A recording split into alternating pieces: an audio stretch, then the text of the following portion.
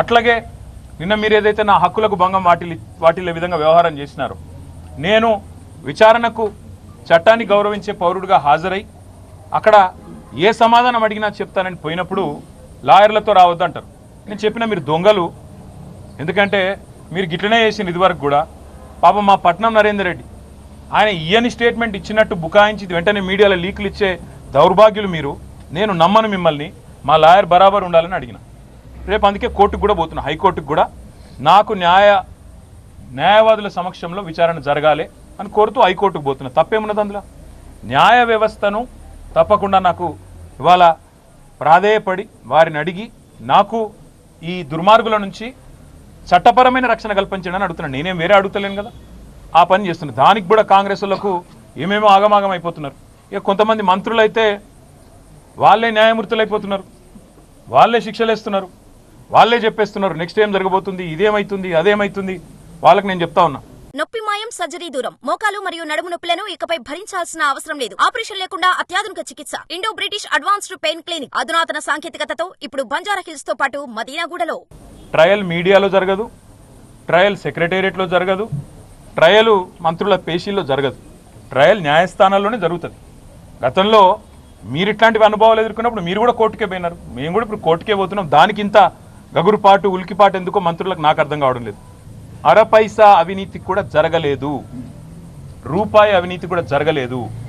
మళ్ళీ చెప్తా ఉన్నా, తెలంగాణ కోసం, తెలంగాణ ఇమేజ్ను ఆకాశం అంత ఎత్తుకు తీసుకుపోవడం కోసం, భారతదేశంలో మాత్రమే కాదు ప్రపంచ పటంలో హైదరాబాద్ని ఒక విశ్వనగరంగా ప్రతిష్ఠించడం కోసం తీసుకున్న నిర్ణయం తప్ప ఏమీ ఆశించి కానీ మీలాగా ఏదో వెనకాల గూడుపుటాన్ని చేసుకొని చేసిన పని కానే కాదు. ఇక్కడ మొబిలిటీకి కేంద్రంగా భవిష్యత్తులో ఎలక్ట్రిక్ వాహనాలు ఏవైతే వస్తున్నాయో వాటన్నిటికీ ప్రధాన కేంద్రంగా హైదరాబాద్ను, తెలంగాణను తీర్చిదిద్దాలనే ఒక ఉత్కృష్టమైన ఆలోచన చేసినాం తప్ప మీలాగా నికృష్టమైన ఆలోచనలు మాకు లేవు.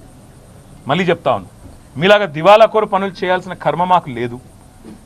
110% మళ్ళీ చెప్తున్నా, మీరు ఏ రకంగా వచ్చినా ఏ విచారణకు రమ్మన్నా నేను వస్తాను.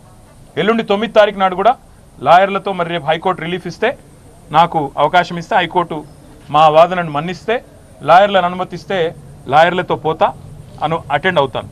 ఈడీ కూడా పిలిచింది 16వ తారీఖు నాడు, తప్పకుండా వారి దగ్గర కూడా పోతాను. వారు కూడా ఏమడిగినా సమాధానం చెప్పడానికి నేను రెడీగా ఉన్నాను. నాకు దాపరికము లేదు, నాకు దాయాల్సింది కూడా ఏం లేదు. నిజాయితీకి ధైర్యం ఎక్కువ. తప్పకుండా నేను ముమ్మాటికి ఒక తెలంగాణ బిడ్డగా, రేషం గల్ల బిడ్డగా, ఏ తప్పు చేయని, అనా పైసా అవినీతి చేయని బిడ్డగా చెప్తా ఉన్నా, ఏ విచారణ అనేది ఎదుర్కోవడానికి నేను సిద్ధం. ఇందులో శశబిషలు లేవు. ఈరోజు కొంతమంది ఏదైతే శునకానందం పొందుతున్నారు, ఏదో జరిగిపోయింది వాళ్ళకు కూడా నేను చెప్తా ఉన్నా, ఇది కేవలం ఆరంభం మాత్రమే. ఒక మీ పిటిషన్ను, మీ విచారణను కొనసాగించుకోమని చెప్పింది హైకోర్టు తప్ప హైకోర్టు ఏమీ నాకు శిక్ష వేయలేదు, నేనేం నేరం చేసినా అని చెప్పలేదు, లేదా నేనేదో తప్పు చేసినట్టు అంతకంటే చెప్పలేదు, కనీసం స్కామ్ అన్న మాటను కూడా వాడలేదు. కాబట్టి నేను పాత్రికేయ మిత్రులను కూడా కోరుతా ఉన్నా, ఇదిగో పులి అంటే అదిగో తోక, దయచేసి ఆగం కాకండి. ముఖ్యమంత్రి నోట్లకెళ్ళి వచ్చేటి అన్నీ వేదవాక్కులు కావు. ఆయన చెప్పేటి, ఆయన ముఖ్యమంత్రి ఆఫీస్కి వెళ్ళి వచ్చేటిదన్నీ లీకులన్నీ అవేమి భగవద్గీత సూక్తులు కావు. చాలా లీకులు ఇస్తూ ఉన్నారు. ధైర్యంగా డైరెక్ట్గా చెప్పే ధైర్యం లేదు.